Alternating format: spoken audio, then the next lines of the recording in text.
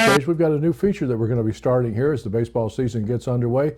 We're going to try to teach everybody how to keep score. It may be something that you know how to do, but maybe you want to try to teach somebody else in your family, your grandson, son, daughter-in-law, anybody like that. And I think it'll really help people enjoy the game, because scorekeeping is a very simple thing, but it helps you keep knowledge of what's going on in the game. And I think especially if you're trying to keep some kids entertained, if you can teach them how to keep score, it'll keep them involved in the game. And sometimes it might even be just a case of keeping score for your grandsons or nephews, little league games. And sometimes it's really important to know how many runs that team has scored, because you can kind of get disputes at the end of the ball game. So before we get started with some of the basics of scoring, there's a couple of things that you need to know.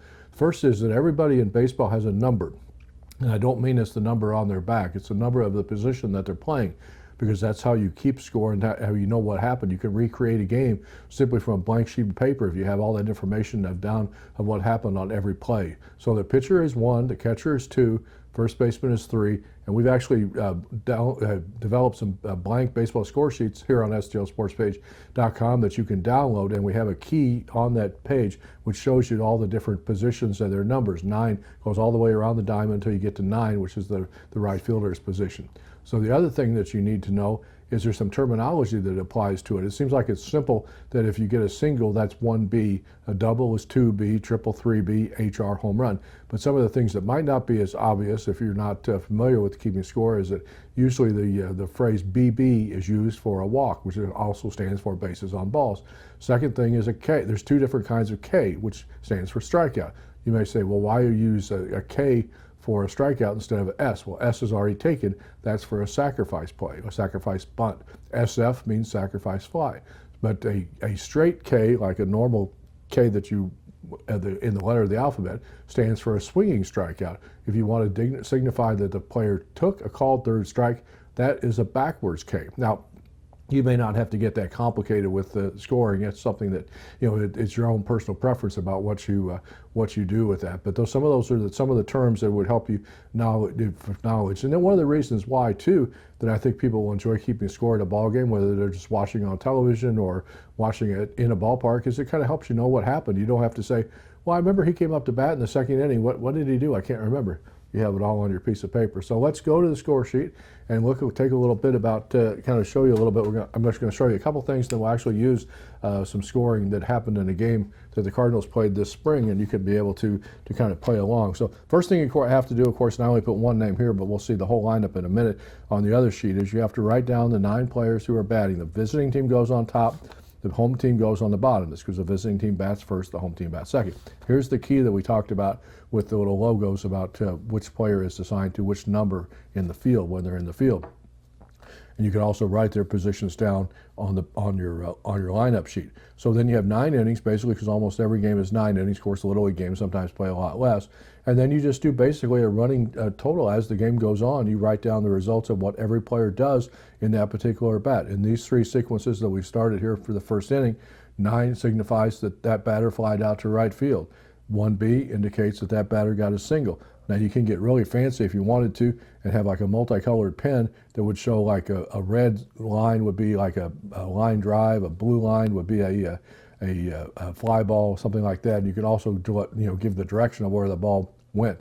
And then HR, of course, signifies home run. And for every base that they get to, you advance the little diamond along. So you can also then go back at the end of the game, see how many runners they left on second base, how many runners they left on third base without coming around to score.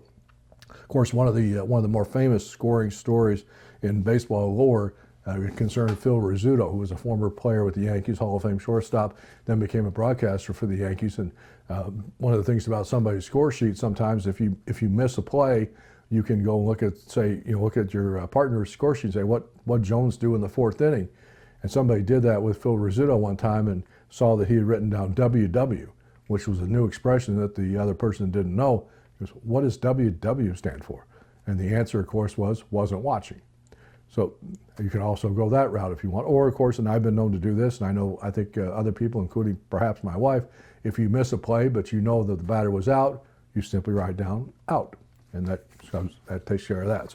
So let's go to a little more complete score sheet here. This is from the Cardinals game in spring training against the Washington Nationals. So you can see you've got the lineup here For the Washington Nationals, you've got the lineup here for the Cardinals.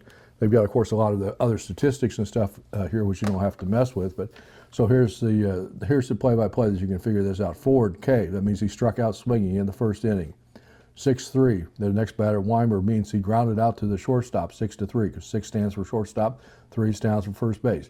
Then you got a base hit, and then you got a double, and the runner was thrown out at the plate. One of the terminologies I forgot, 2 other things that you might have to write down in your scorebook. 1 would be WP, which stands for wild pitch, or 2 would be PB, which stands for pass ball. Now, sometimes you won't know that information until you see it'll flash on the scoreboard, or an E6 would mean an error by the shortstop. So you'll have to run some of that stuff as well. KKK, that's pretty good. That means he had 3 consecutive strikeouts there. And then he has the double, pop flied out to the center fielder. Now, see, here's one of those outs. We missed the play, so it's just an out. And then there's a K, single, and a 1-3, meaning he grounded back to the pitcher. So I think it's something that it's not that complicated. I think once you do it a few times, you'll get the hang of it, and I really think it'll make you enjoy the game of baseball better. So hope you like this new product. We're going to start here on stlsportspage.com. Remember, if you need some of those blank score sheets, you can download them for free at stlsportspage.com. And we'll be back with some more baseball tutorials here soon on stlsportspage.com. This is Rob Raines reporting.